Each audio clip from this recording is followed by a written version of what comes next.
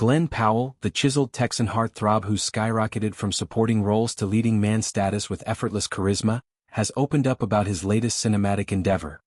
A reimagining of Stephen King's dystopian thriller The Running Man starring as the beleaguered protagonist Ben Richards.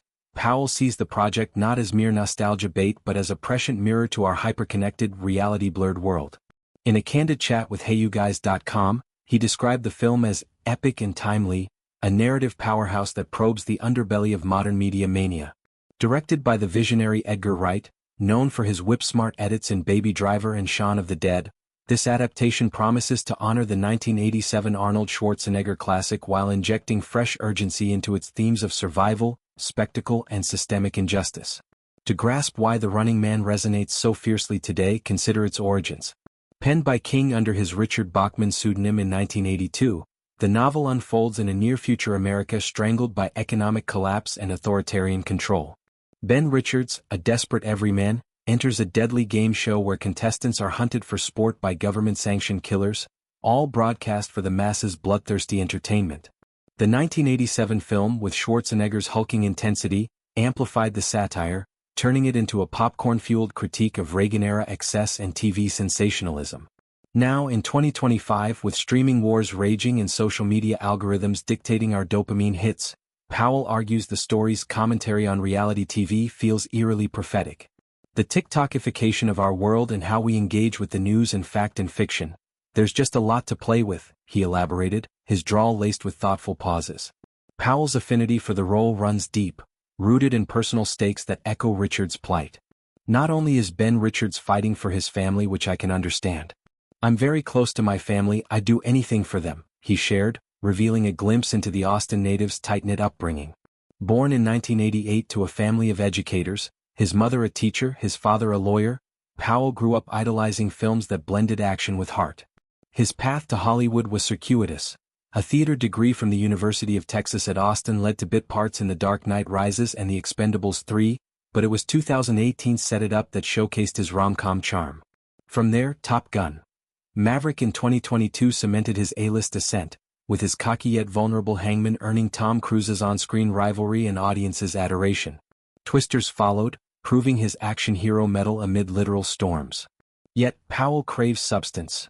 The Running Man allows him to channel that into a man pushed to his limits, blending physicality with emotional depth. Under Wright's helm, the production is a feast for the senses. Filming wrapped in late 2024, with Powell undergoing rigorous training to embody Richards' resourcefulness. Think parkour across derelict urban sets and hand-to-hand combat choreography that nods to the novel's guerrilla grit. The script, co-penned by Wright and a team of King's loyalists, expands on the source material's claustrophobic tension, introducing ensemble players who flesh out the game's corrupt underbelly. Co-stars like Yahya Abdul-Mateen II as a sly game show host and Tessa Thompson as Richard's steadfast ally add layers of intrigue, turning the hunt into a multifaceted allegory for cancel culture and viral outrage. When you take on a story that is this epic and also this timely, there's a lot to pull from, Powell noted, hinting at meta-elements that blur the line between contestant and spectator. What elevates this iteration, Powell insists, is its power to provoke thought in an era starved for it. There are less movies that leave audience to think, and this film really does that, he said, a subtle jab at franchise fatigue. In a landscape dominated by sequels and superhero spectacles, The Running Man dares to ask, what if our feeds weren't just addictive but lethal? Powell draws parallels to real-world phenomena, the gamification of news via apps like X and TikTok, where outrage cycles faster than facts, or the influencer economy that rewards peril over prudence.